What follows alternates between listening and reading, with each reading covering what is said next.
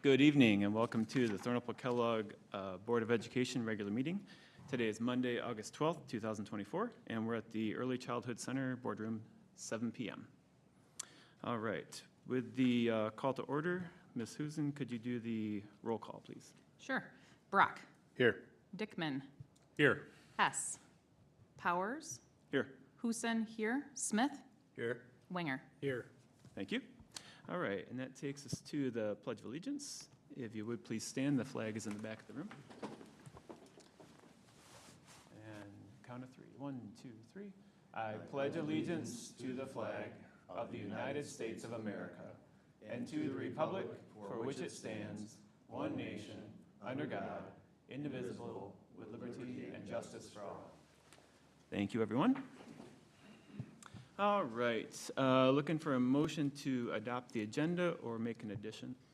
I'll make a motion to approve the agenda as presented. Support. Okay, got a motion by Winger and support by Dickman. I just want to add, I talked to Mr. Stolzenberg. He's supposed to come in later for a strategic planning update with the village. He's presenting there. So if he happens to come in late, he thinks he'll be fine, but is that okay if we just push it later? Okay, all right, thank you. All right, so we have a motion by Winger, support by Dickman, and is there any more discussion? Seeing there's no discussion, we'll take just a vote, please? Just a vote. Yep. All in favor, say aye. Aye. Aye. All opposed? Thank you, board, motion passes. And that takes us to public communications, public input. The Board of Education recognizes the value of public comment on educational issues and the importance of allowing members of the public to express themselves on district matters. Members of the public may address the Board of Education during public comment for up to 3 minutes. Speakers will be recognized by the presiding officer and are asked to state their name, address, and group affiliation if applicable. As a reminder, all comments shall be directed to the board and not to staff or other participants. No participant may speak more than once. Participants may not behave in a manner that is disruptive to the orderly conduct of the meeting. The Board of Education does not respond to public comment. The superintendent will follow up with speakers when appropriate. At this time, we'll begin public comment. And I do not have any cards, but is anybody interested in speaking? Yes. If you go up to the lectern, yeah, then you're mic'd up. You on the video. What was that? If you speak into that, everybody will be able to hear you. Okay. So my name is Pat Key. I live at Starview Lane, and I came to speak tonight regarding concerns I have over things I've read on Middleville Chatter.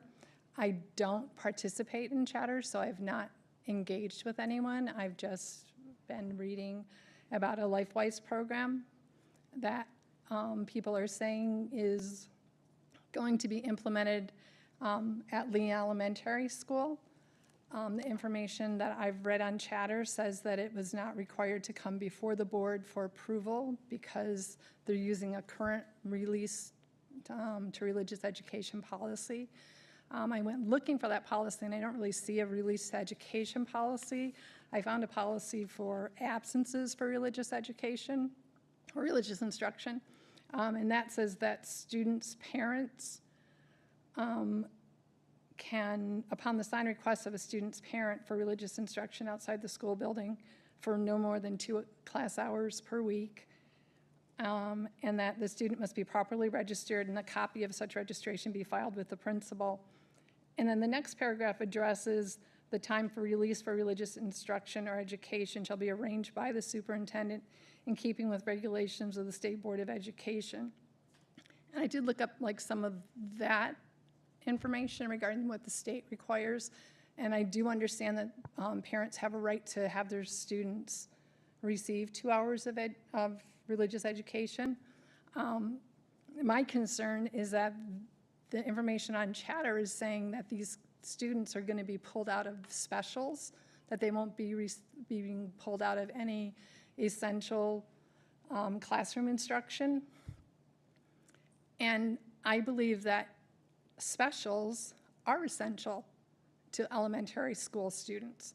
You're speaking physical education, art, music.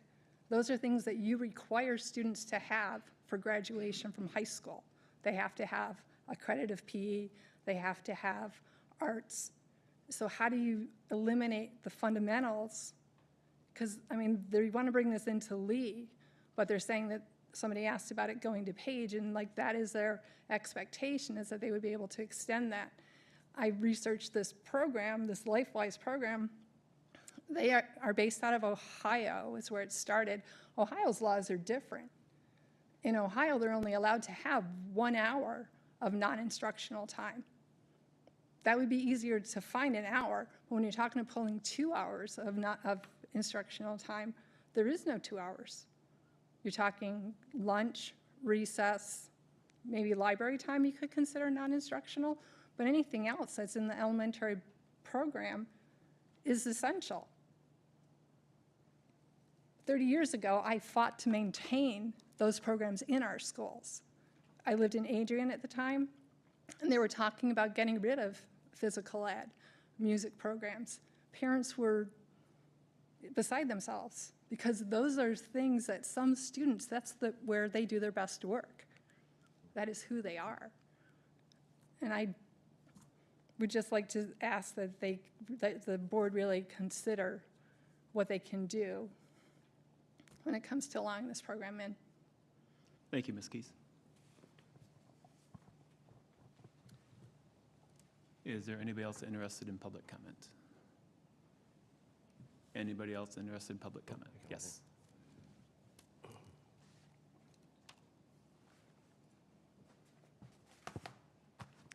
Hi, I'm George French, 223 Robin, down the street and around the corner. I've prepared a series of short statements here. Bonjour, monsieur, madame. Guten Tag, Herr, Frau. Diesen dobre, Kamerad. Shalom. Salam. Buenos dias. Good day, mate. The basic tenets taught at TK include fairness, kindness, equality, respect, diversity, and sportsmanship. Presented in a multicultural environment in preparation for a real-world experiences. One's religion reflects one's beliefs. One, not all. Not all. If a special interest group wants religious education, they can choose a private school. It's always been that way. There are several in the area. While I agree that there is a place for religion, I find three: in your heart, in your home, and in your place of worship. Further, just because it is legally correct does not mean it's morally correct. It does not mean it is ethically correct. And it does not mean it is socially correct. Further, it is a parent's job to teach their children their religion of choice: equality, fairness, diversity, respect. I'd like to remind the board of Minalia Kaufman versus Portage Northern High School. The actions taken there were thoughtless and inconsiderate of others. As a result of that lawsuit, the staff was to receive religious sensitivity training. So at this time, I would like to suggest and request that. Further, if they had this tool, they would have never done that. And I'd be happy to share this tool with you. And I will retrieve it. I will retrieve it at your next regular communication. Thank you. Thank you. Thank you, Mr. French. Is anybody else interested in speaking at public comment? Anybody else interested in speaking? All right, that closes public input and takes us to consent grouping. All right, any consent grouping item can be removed for separate consideration by board member request. All consent grouping items will be adopted in one motion with a roll call vote.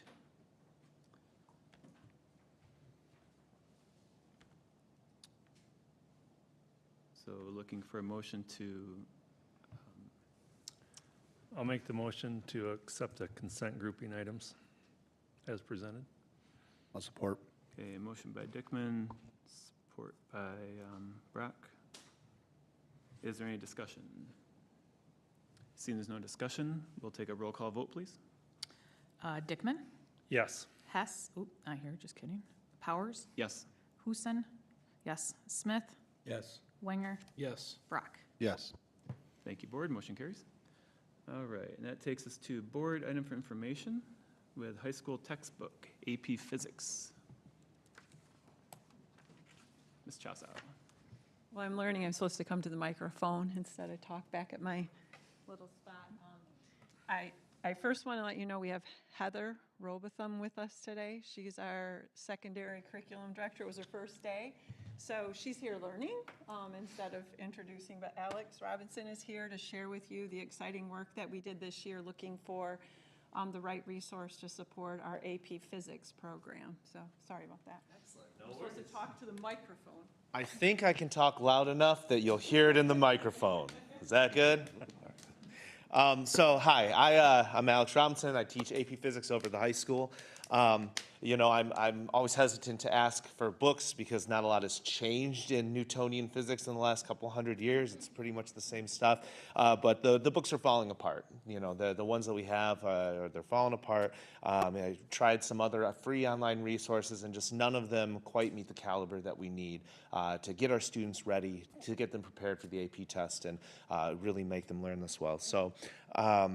What I did is, through some input through an AP Physics teacher Facebook group, I asked for a handful of different resources, and Kim grabbed those for us and ended up on two that we really liked.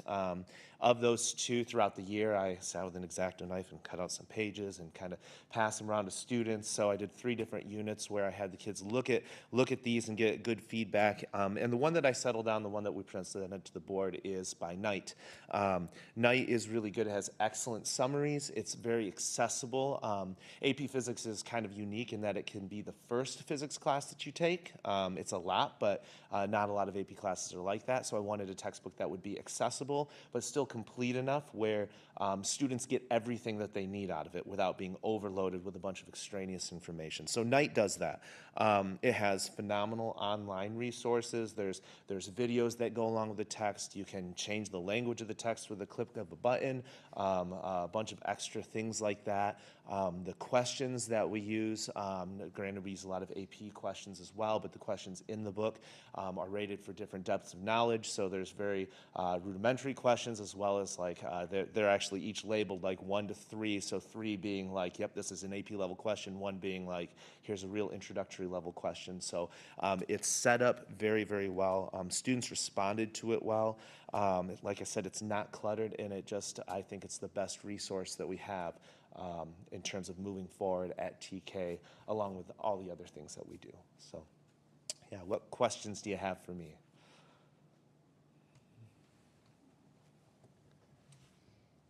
All righty. Good job. So much. Yeah. And I'm just going to remind you that this was for information. We will have the resources on review for the 30 days prior to the next meeting if anyone would like to be able to review those resources. Thank you. Thank you. All right. Thank you very much. Okay. So Mr. Stolzenberg is not here, so we will move past that for the time being. We'll just kind of table that. Is there committee and liaison reporting? We have not had any subcommittee meetings since our last board meeting. Okay. So board items for action. We have a new hire, which is always exciting. Yes, we have Abigail Boersma for middle school Spanish. Abigail comes to us from Portland Schools. She is certified 612 in both English and Spanish. That's fun. Any relation to Vicky? I don't believe it. All right. Okay, looking for a motion to officially bring Ms. Boersma on. I'll make a motion that the Board of Education approve Abigail Boersma for the employment for the 2024-2025 school year. Support. Okay, we got a motion by Winger, support by Smith. Is there any discussion? Seeing there's no discussion, we will take a vote. All in favor, say aye. Aye. All opposed? Thank you, board. Motion carries. All right, and board policies. We reviewed those last time, and I have not had any clarifications or questions, and Mr. McCarthy didn't have any either, so if somebody's willing to make a motion, we can move forward, or we can open them back up, I guess, and discuss. I can make a motion. Yeah. I make a motion that the Board of Education approve Board Policies Volume 38, Number 2, and Policies 3111 and 3130 for second reading. I'll support. Okay, motion by Huzen, support by Brock.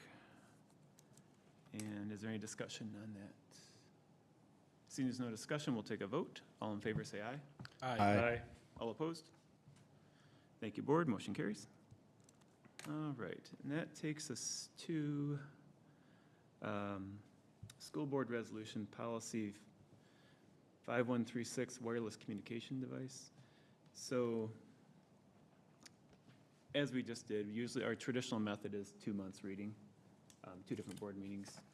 But Policy 0131.1, the board may adopt, amend, or repeal rules of order for its own operation by simple resolution. The board passed by majority of those present voting. The administration team worked diligently to get this written up, and we need our policy to match so that when we get to the handbook, things coordinate for the cell phone policy. So that's what's going on here. Normally, we do the 2 months. Is there any questions on that? Otherwise, I can read the resolution, we can vote. Okay. Per bylaw 0131.1, the Board of Education shall suspend the rules about policy revision for the second reading of Board Policy 5136, wireless communication devices, to ensure the policy complies with TK's student handbooks. This suspension applies only to this policy. And at that point, we're going to take a vote. So is there any discussion before we vote? Did you just make a motion? It's He It's a read the resolution. Okay. Resolution, Resolution. yes. Okay. So there is, So there's 2 pages here. 136, 5136. Do we have to do it twice? no. Well, you read the resolution. It's probably appropriate for someone to make a motion Sure. that Okay. we approve the resolution. I'll do that. Okay. Thank you. Thank you, Ms. Dave. Okay, so we got Smith with a motion, I'll support. and we have Brock with support. Okay, is there any discussion on that resolution? Seeing there's no discussion, we'll take a roll call vote, please. Powers. Yes. Huson, yes. Smith. Yes. Wenger. Yes. Brock. Yes. Dickman. Yes. Thank you, board. Motion carries. All right. And now that allows us to go to Board Policy 5136. And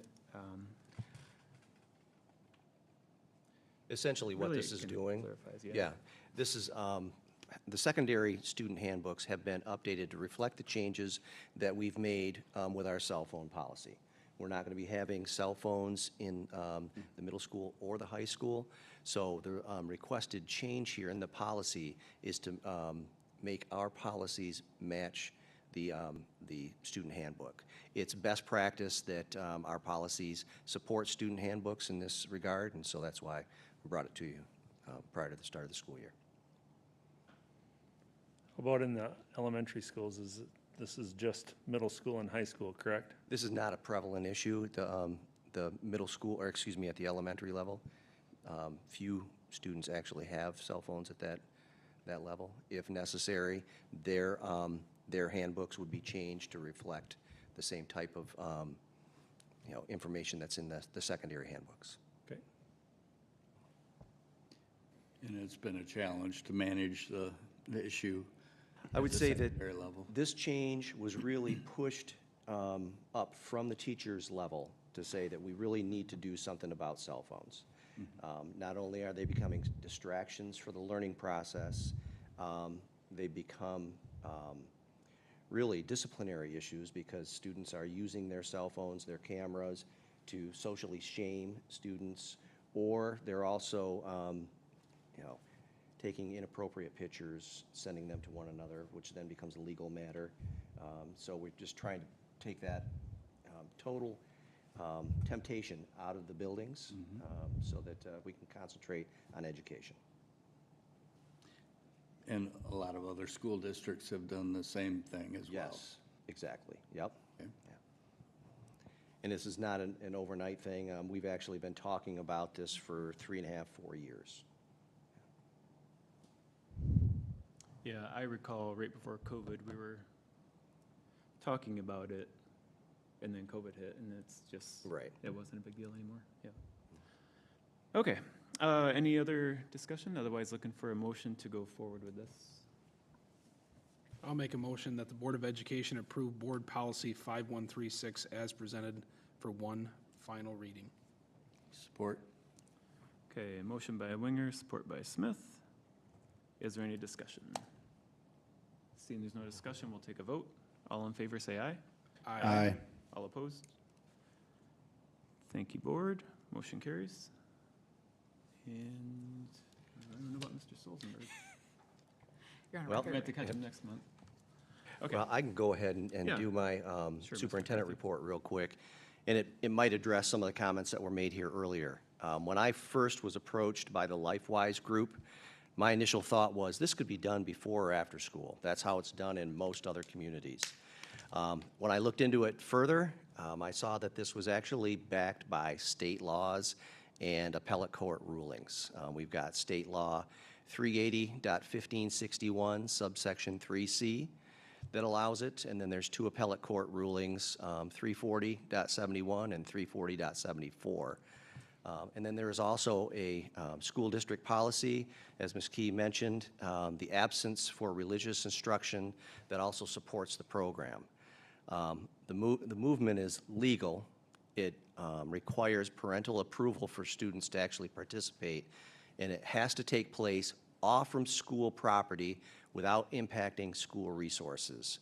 The program meets the requirements, and we essentially have to allow it.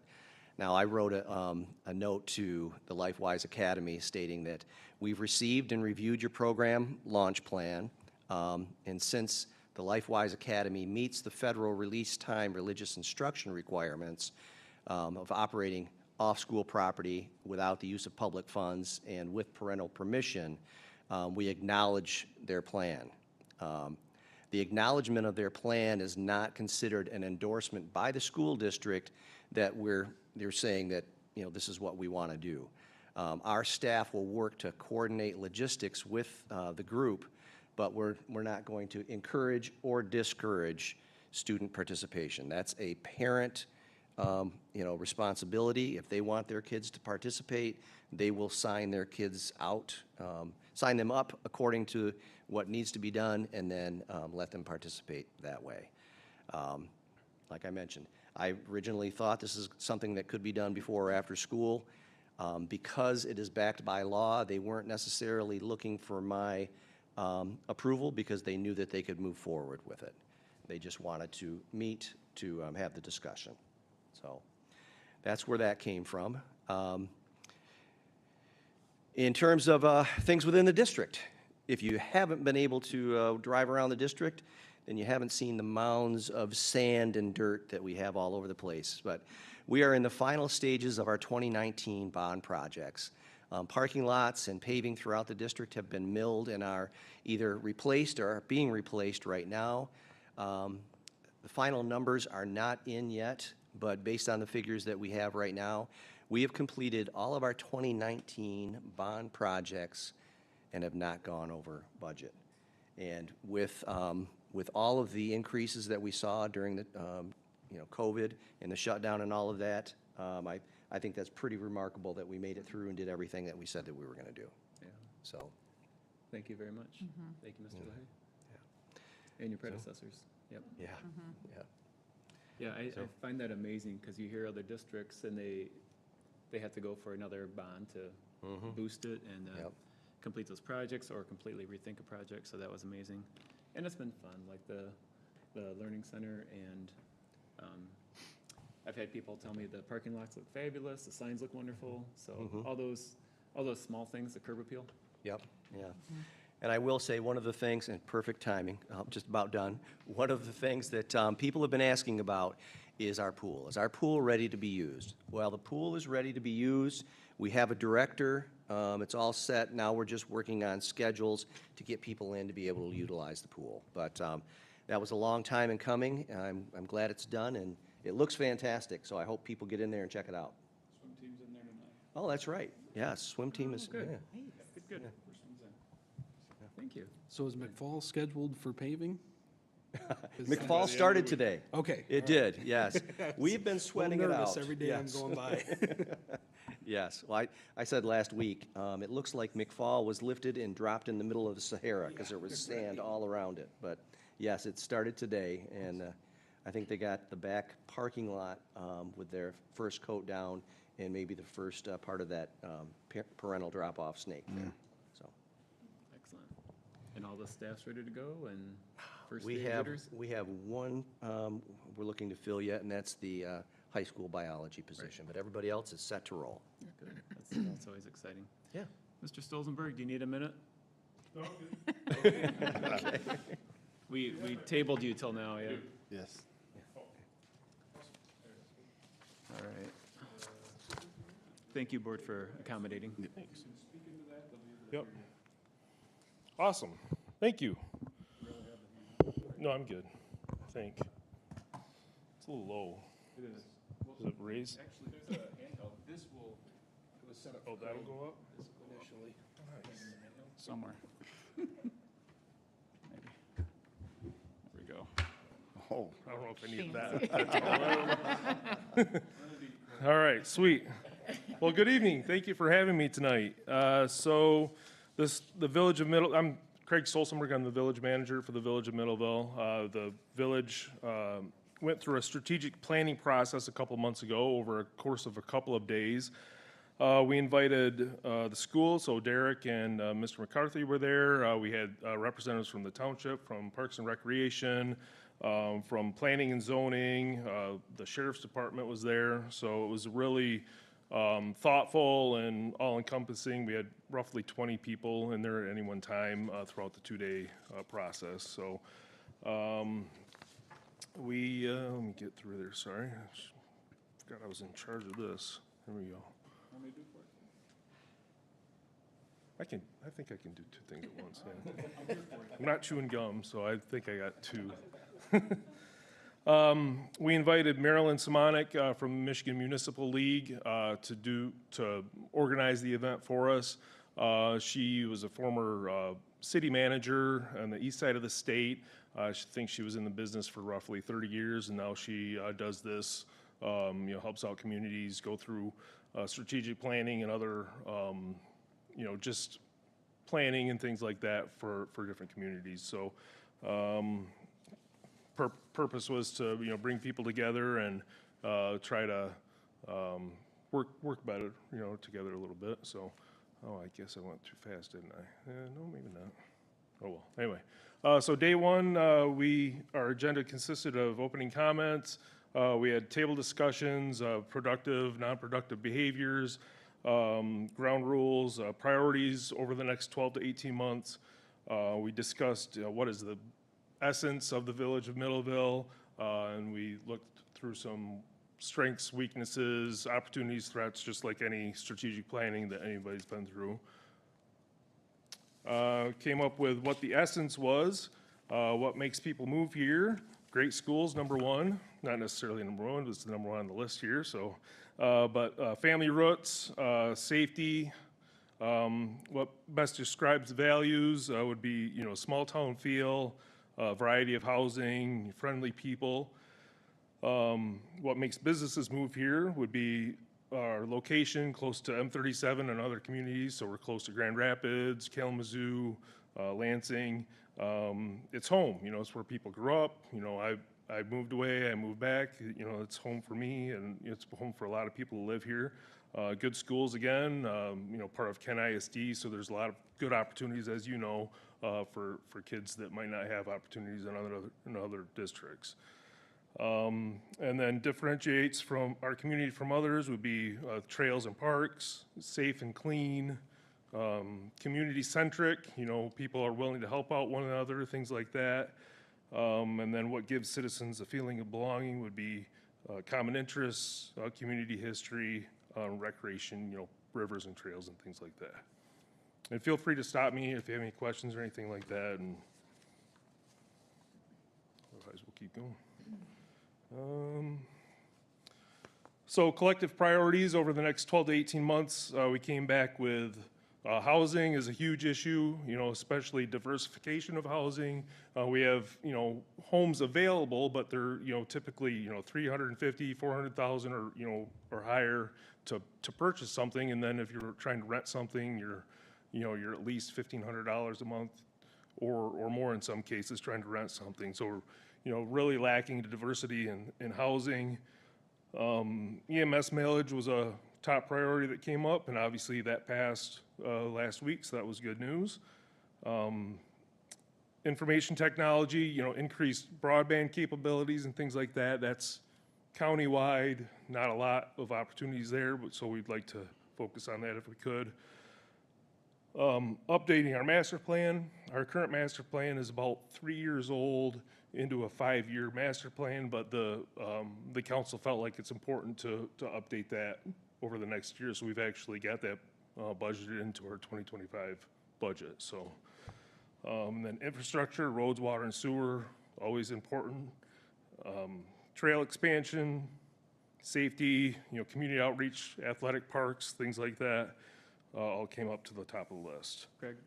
Yep. The trail expansion, I want to say several years ago, I thought the village was trying to get land north of Fink Minor Crane up to Kale to connect those. Did that ever happen? Or That's is that? still in the process between us and the township is working to do that, yep. Okay, how about the south end? Because when I go out by Thornapple Manor, they're paving that section in Nashville. Is that coming our way, or is that a whole separate grant? I think that's part through the Trail Association, but that's part of the whole countywide Trail Association, Okay. yes. Yep. All right, thank you. Yep. You can bike from Vermontville to, I've done it. It's been a few years, but you can do it, and you have to take some dirt trails and things like that, but it can be done. Let's see here. So threats and challenges, the expansion, obviously M37 coming through here. It's being expanded in Caledonia right now, so it's just going to continue to drive, you know, traffic and things through here. Aging infrastructure, not only roads, water, sewer, and things like that, but we have got a dam in town. It's not managed by us or even owned by the village, but we have to be wary of if something were to happen with that. Pressure on emergency services. As population grows, there's more pressure on emergency services and things like that. Increase in homelessness, rapidly growing population again, stuck in the mud or past thinking about growth. People have the mindset that growth is bad, and we don't want certain people to move into town or things like that. Lack of space. We're confined to our 2 and a whatever mile radius, and we really don't have a whole lot of room to grow outwards unless we started getting into the township and things like that. Lack of cohesive planning and disaster management are all threats. Affordability, obviously, we talked about that a little bit, and lack of employment opportunities.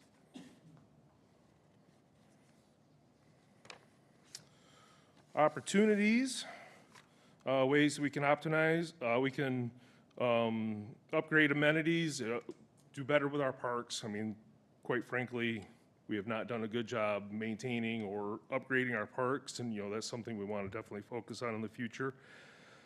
walkability in outlying areas along M37, Misty Ridge, and the old neighborhoods. We'd like to obviously be able to get people over to the schools from Misty Ridge, you know, if there's ways to do that. Business growth, control, good business growth would be good. Community involvement, volunteer grant programs, social support services. And then the second day, we prioritized as a group. We all picked out our top priorities, and it's funny how we all kind of landed on the same few. So we all voted on what our top priorities were. We all had 6 votes, all the 20 of us, and we all picked out what our top priorities were. So that ended up being number 1 that came back: infrastructure, roads, water, sewer, library updates. Those were all top of the list. The roads, water, sewer portion was the number 1 of the number 1 priority that came back. Number 2, housing, affordable housing, diversity of housing, things like that, all came back as high priorities. Public safety, maintaining a safe community, make sure we have enough deputies and police officers to take care of the people that are here in town. Promote EMS millage again, which went through, and then ensure disaster management plans are in place. And then 4th on the list came back as parks and recreation, identify priorities, look at ways to update our current parks. The bigger park plans are out there too. I think as a council, they want to focus on what we got now and try to make those better, and then look at other opportunities. And then economic development, attracting small businesses and other things. So. Can you explain the numbers, or if they're not relevant, don't bother? Sure. No. So each of us had 6 votes, and we could either lump them all on one, all 6 on one, or we could lump them, we could do 1 on infrastructure, 1 on housing, things like that. So there were 17 total with 87 numbers, I guess. Maybe is that how that went, Craig? Remember? Like 17 people. 17 people with 87, so they stacked their votes. Yeah, 87 was the total on that. Yep. Any other questions? It's been a couple months, I can't remember. It was a really good process, though. We walked through, and she did a really nice job organizing us, and then giving us our task, and then having us walk through the process. So the second day, because we did so much work the first time through, really was quick, just prioritizing. Yeah, we things. were out of there in less than an hour the second day, so we're about an hour, yep. Okay. Well, thank you, Craig. All right, thank you. Thank you very much. I appreciate the effort. Yep, you're welcome. Enjoy your evening. You too, thanks. Oops, you want that still? Okay. Yep. Okay, so that's, we're wrapping up here. Board comments, I did reach out to Mr. Hammer, the athletic director, for football ticket sales. So I suggested the Friday, September 13th against Wayland. If you want to write that down, he'll email and reach out to everybody with, remember last year he gave us all specific process and specific activities, when to show up, things like that. But Friday, September 13th against Wayland. So that's the Oliver Anthony show at the Allegan County Fair. I think we're going to have quite a pull over there, so I'll be attending. Apologize. If the date moves, I'll be available. Okay. So that's on for right now. Mr. McCarthy said everything's looking good for school. Teachers are excited, moving into classrooms. And Right. Yep. Yeah. Okay. Board, do you have anything else? Fair is done. Everybody's relaxed. Meteor shower tonight. I If you know, missed it it's- last night, it's out there again tonight. I was very distraught missing the Northern Lights. Yeah. I just wanted to echo what was said earlier with the job that was done on the bond, that, as we all know, the cost of everything have gone through the roof, and yet we've been able to do what we said we would in budget. So just thank you guys for the work you've done on that and the district in general, being responsible with that millage. So, You're welcome. Craig, is there any forethought on controlling inflation in our grocery bill every week? Because we need some help with that. You do? Yeah. With that added body in the household, it's gonna even go through the Yeah, roof. so- exactly. Okay. With that, we will adjourn the meeting at 7:40 PM. Thank you.